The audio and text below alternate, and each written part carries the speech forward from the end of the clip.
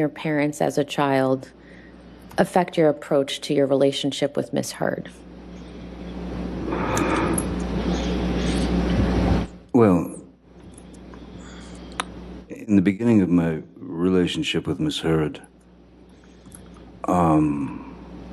there was, from what I recall and what I remember, she was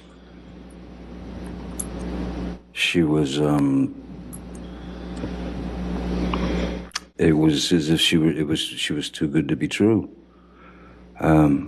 She was attentive, she was loving, she was smart, she was kind, she was funny, she was understanding, and we had many things in common, certain blues music and, well, music, literature, things of that nature. So for that year or year and a half, it was amazing. There were a couple of things that, I don't know, stuck in my head that I noticed that I thought might be a little bit of a dilemma at some point. For example, I worked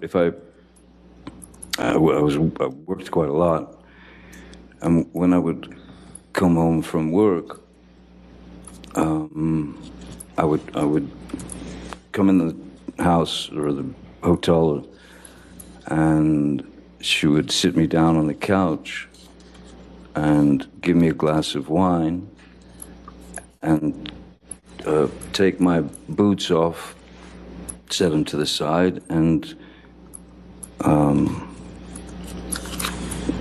I'd never experienced anything like that in my life. I just never thought I just never experienced that before.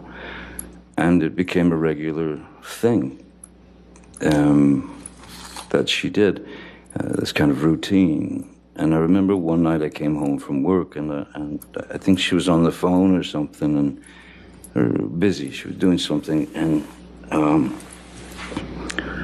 so I sat down on the couch and I took my boots off, and suddenly Miss Heard approached with this look on her face and she just said, "What did you just do? What did you do?" I said, what do you mean?" "You took your boots off." I said, "Yeah, yes, I did. You were busy, you know." No, that's my job. That's what I do. You don't do that. I do that." "Okay, all right then." And then she said, "Let me get you a glass of wine." And she brought me the glass of wine. But I did take pause, of course, at the fact that she was visibly shaken or upset that I had broken her rules of routine. I thought that strange. And then once you notice something like that, then you start to notice other little tidbits and things that come out. And then within a year and a half, she had become this another person almost. Mr. Depp, we're going to talk about Miss Heard in a couple minutes, but I'd like to first talk about your career in Hollywood. And so could you please tell the jury how you ended up acting in the first place? I ended up acting by accident. I was a musician, and I'd moved out to Los Angeles with my band when I was 20 years old. And then there were a couple of things that happened in the band where the band split up, and I remember I was filling out job applications, and then Nick, with a friend of mine who happens to be, he was an actor, less known then than he is now, Nicolas Cage. And I was filling out job applications at any, video stores, clothing stores, anything, just to be able to pay the rent. And Nick Cage said, why don't you meet my agent, because I think you're an actor. I think you could be an actor. And I said, look, I'll meet anybody, I'll do anything at this point. And so he sent me to his agent, Eileen Feldman, and I met with her. She sent me to read for a casting director named Annette Benson, who was casting a film called The Nightmare on Elm Street.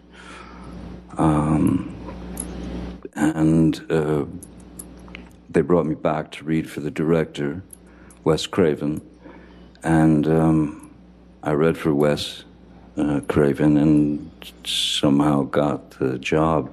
But I mean, I was by no means an actor. I didn't have any desire to be an actor. I was a musician. But the fact that these people were going to pay me what I found to be a ludicrous sum of money, which was kind of the SAG minimum.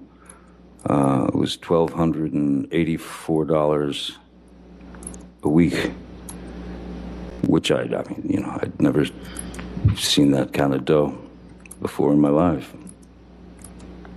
And so I suddenly, and then I did some other couple of dumb movies because I still, in my mind, I was a musician, and this was just a way to pay the rent, pay the bills, live. Then suddenly I found myself on that road. I had been placed on that road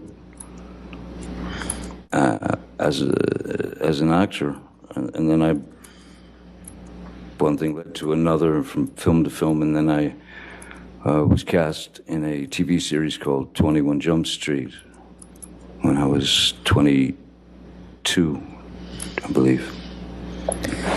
Mr. Depp, between the time that you were cast in Nightmare on Elm Street and you were cast in 21 Jump Street, how did you enjoy acting during that time? It was foreign to me.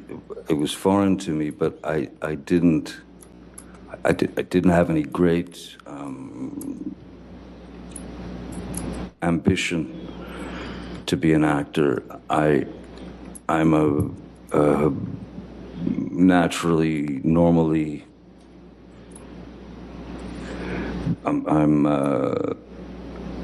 I've always been quite a shy person. I've always been quite introverted.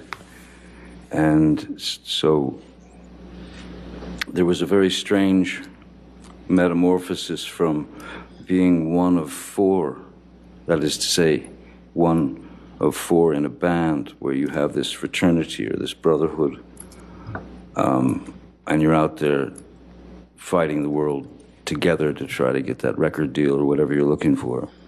And when I got on this series and my life started to change in various ways, that is to say that people started to, you go into a restaurant and you'd see people whispering and pointing and all that. I was very uncomfortable with it.